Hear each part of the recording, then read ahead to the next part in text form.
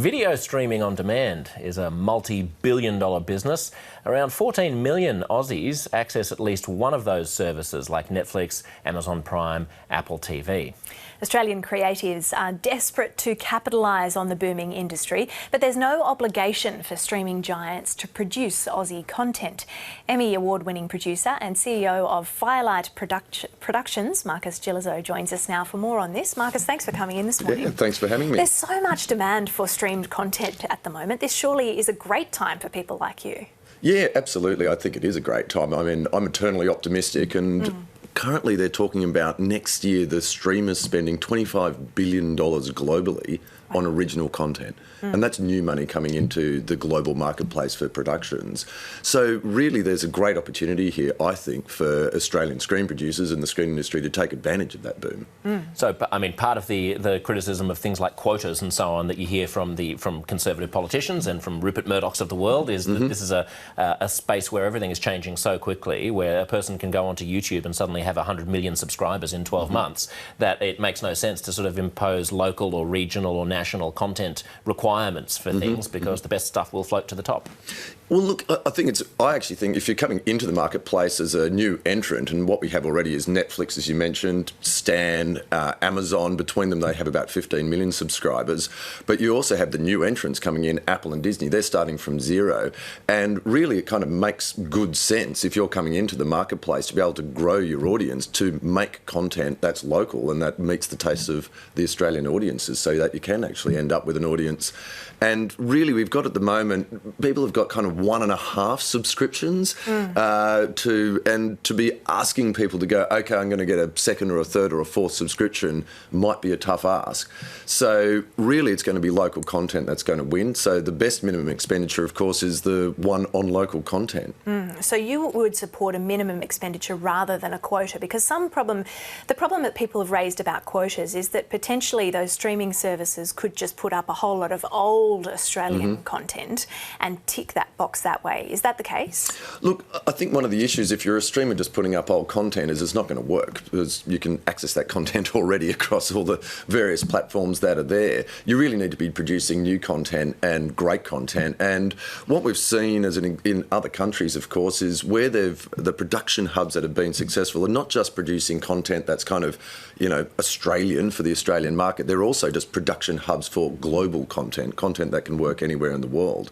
And the Australian screen industry is, for over 30 years been working with global players, working with the international marketplace to make content that works everywhere. We're one of the great exporters of content. So we also have in Australia fantastic tax rebates and tax incentives, and those incentives can be accessed by the studios if they work with Australian producers. And so kind of, if you really put it together, we've got great policies already in place. We've got the Australian dollar is advantageous if you are coming here to produce. And we've got examples of, really big projects that are happening already with Australian directors and producers. David Michôd has just done The King, which is on Netflix, which is a giant feature film. Apple have commissioned Shantaram, which is an Australian novel, and that's going to be produced out of Australia. It's a $50 million project. So really now I'm seeing it as like, how can we take advantage and grow that and become a global production hub of Southeast Asia. I mean, Australia and New Zealand, as you say, already do punch well above our weight in terms of our contribution to global entertainment. If you it's hard to think of countries of comparable size that have as much of an impact on global film and television. But how do you expand that in an era where, as you say, there's a huge amount of money going around, but it's all being made fundamentally by decisions of people across the Pacific Ocean? Do you need specific rules? And if there were rules about how much streaming giants should be spending on local content, how would you peg it? Would it be a percentage of the total amount that they spend globally? There's been a call in the industry for a minimum expenditure percentage on revenues with the streamers. Has anyone thrown a figure around? What is it? 5%? Yeah, 20%. 20% of their total. Yeah, 20% of their total. 10 to 20% of their total revenue, and I think that actually works perhaps better than a quota, because a quota is about a number of hours, and that doesn't really work anymore with on-demand television. And if you had a 20% minimum expenditure, it'd certainly be fantastic. What's interesting is I actually wonder whether those streamers are already looking into the Australian marketplace and saying, well, why don't we actually just spend that now, and it may need to be legislated. But also there's an opportunity for us, I guess, to be more strategic in our thinking.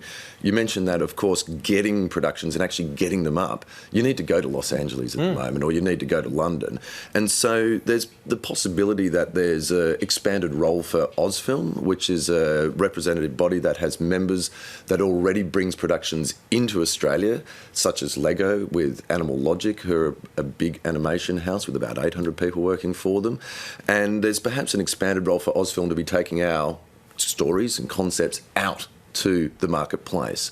And the most important thing is going to be an increase in, massive increase in development expenditure on the scripts that you need to be writing for the streamers. And we need to be thinking much bigger. I mean, one of the tips I'd be giving to anyone who's, looking to get commissioned by a streamer is think big. And of course in Australia, because the marketplace has been contracting, we've been kind of thinking smaller, and now we need to think bigger.